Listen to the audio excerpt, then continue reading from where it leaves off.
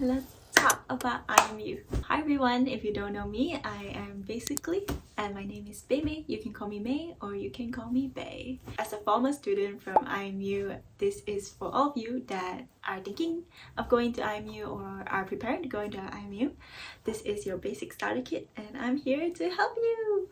First, I will run through the general program for pre-clinical years, and every year you have 2 semesters and they will be focused on different subjects. And at the end of every sem, you will have a CA, which is also your semester test. It is mostly MCQ based, so multiple choice questions. At the end of every year, so basically in your sem 2 and sem 4, you will have a FPP, which is your finals exams. There will be 2 papers that you have to sit for. One is an SEQ and one is OSP. Both of these are written exams. The only difference is that SEQ, they'll give you like a scenario and they'll ask you questions based on that. And for OSP, it's like they give you a diagram and they'll ask you questions based on that. So you can expect like anatomy questions or I don't know, it's quite random. At the end of sem 2, you will have an OSCE to sit for, as well as sem 5, you also have an OSCE to sit for. But that is something to worry about later on. They'll give you enough preparation for it, so don't worry too much. You'll also be having postings. I think at the end of sem 2 you will have a GP posting.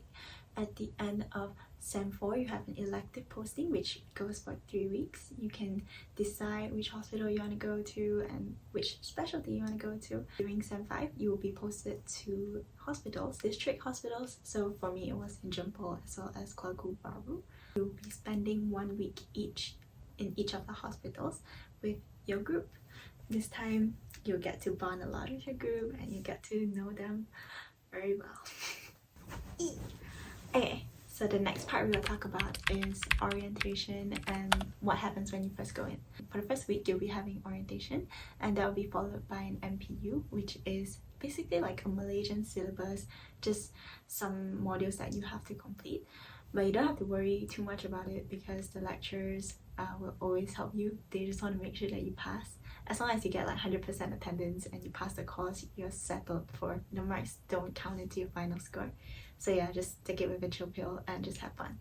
Okay, you hear this from all the seniors and they'll say that orientation is the best time, but they say a lot because it's true. Go around, go and meet people, go and find your clique, and these will end up being your pillars of support throughout med school. Trust me. A little bit about that orientation. It's a student-led orientation and it runs at night from about 7 to 10 p.m. There'll be different activities on different days. Some days it might be games, some days it might be performances. And after it ends, so about 10 p.m. after it ends, we would usually go out for mama sessions as a group, and that's when you really get to bond and talk more. It's where all the magic happens. So try your best to join. Orientation is also a time where you get to meet your seniors. Please, please, please do not be intimidated by them. I swear, we just really want to meet our junior. They have a lot of useful resources that they want to pass down to you. So just go and bond with them, talk to them, and they'll help you a whole lot throughout med school. We've been through this, really. The question that I get asked a lot is the workload of IMU. Well, at the end of the day, you're in medical school. I'm not gonna sugarcoat it. It is a lot of content. It is a lot of work. But all you have to do is manage your time well, and you definitely have time to do what you like, your hobbies, sports, or whatever. Please go and do it. The timetable in IMU is slightly different. Every single day you have a different timetable, so it's not fixed. It's like you will get the timetable at the start of the year. You already know what lectures is at what time and you know whether or not your days are free. It's a bit different, it's a bit odd, but you get used to it, and it's very good to plan your days ahead. You know which week you're more free, which week you're more busy, you know when your test is. So it's very good to schedule things in advance. So take advantage of that. Some semesters will be more busy than the others. So for example, if you have FPP in sem 2 and sem 4, those will definitely be more busy because you have to revise for your FPP and at the same time revise your own sem things. It can get a bit hectic, and obviously when it's closer to your exams, you feel like, oh my god, you'll be stressing yourself out.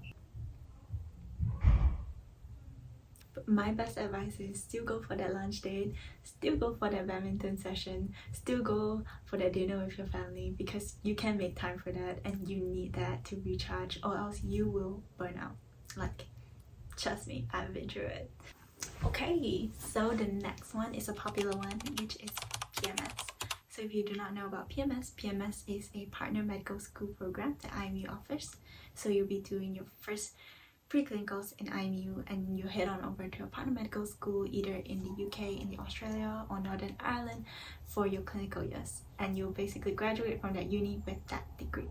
At the end of Sem 4, you'll be asked to rank your unis from your first choice to the last choice. You have to rank all the unis, your first to the last. IMU will match you with a uni based on your grades, your performance, your activities that you do. And at the start of Sem 5, during your placements, you get matched to your uni. You know which uni you get. And yeah, surprise, surprise. Do not stress out too much about it. You don't have to compare yourself to your peers. You don't have to think like, oh my god, everyone wants to go here. What? Just focus on yourself. Focus on what you want, what you like, which uni you want. Just go and rank it. Do your best in all your tests. Join whatever activities that you enjoy. Trust, manifest. You got this. So let's talk about clubs and societies. We will usually have a club and society fair somewhere at the start of the year, and at this time you can just go and join whichever one you like. Just go and join because it's very low commitment. Usually you just join the WhatsApp group chat, and if there's any events they will just send it in the group and you can just choose whether or not you want to join. Really, it's just no commitment. Just go and just join. You'll realize that at the start of your year there'll be a lot of positions available. Like there's a lot of recruitment, like club positions or like event recruitments. Definitely you can join it if you want, if you're ready. But if you're like a bit on the edge, which is what happened for me, I didn't know if I want to join any yet at the start. You don't have to worry, you don't have to rush into it because you still have so many SEMs available and there's gonna be a lot of positions for you to fill out later on as well. Okay, so let's get personal. These are some of my own top tips on how I survived med school. It may or may not work for you, but I'm just gonna share it. First of all is to find your own study method. If you have not tried flashcards, you can give it a try. If you find that it's not for you, then okay, it's okay. But flashcards were my main method of studying. So what I did was whenever there's a lecture slide or MMS or any lecture at all, I just turned it into flashcards. And I use Anki, which has an active recall system.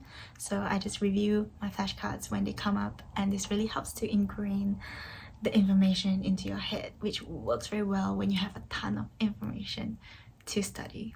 Really, try out flashcards. And I know this sounds a bit nerdy and it's like a bit but always pre-read before your classes. You only take 5 to 10 minutes, just read about that topic, learn a little bit about it. It's okay if you don't understand. At least you have some form of understanding before you go into the lecture, and it's not the first time you're exposed to that information. So whatever you learn really just sits better. Third is for your CAs, please study your PBLs, CBLs, TBLs, MMS. Like, don't just think they're gonna ask from your lecture slides. They'll ask from everything that you studied, especially your PBLs. Like, I missed that and a whole topic came out from it, so study your PBLs as well. Just the last part, some things that I wish I did more back in IMU is wish I actually joined more events and workshops that were hosted in IMU. There were so many that I wanted to join, but I put other things first, like playing sports or whatever. But there were actually a lot of good opportunities, a lot of good events that are held. AMSA or MMIs, they have like surgical events or whatever kind of different workshops at a very cheap price. I actually joined one of a suturing event with one of my friends, and we got a suture kit for super duper cheap, and I also got to learn a lot of things. So it was very productive and very worth to join. Anyway, I really hoped that this video helped you. If you have any other questions, just leave it in the comments, or you can DM me on Instagram. I actually reply to my DMs. I just take some time.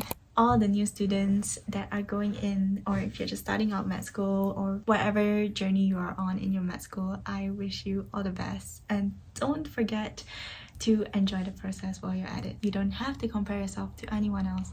Just do your best and you really got this. We're in this together. Bye.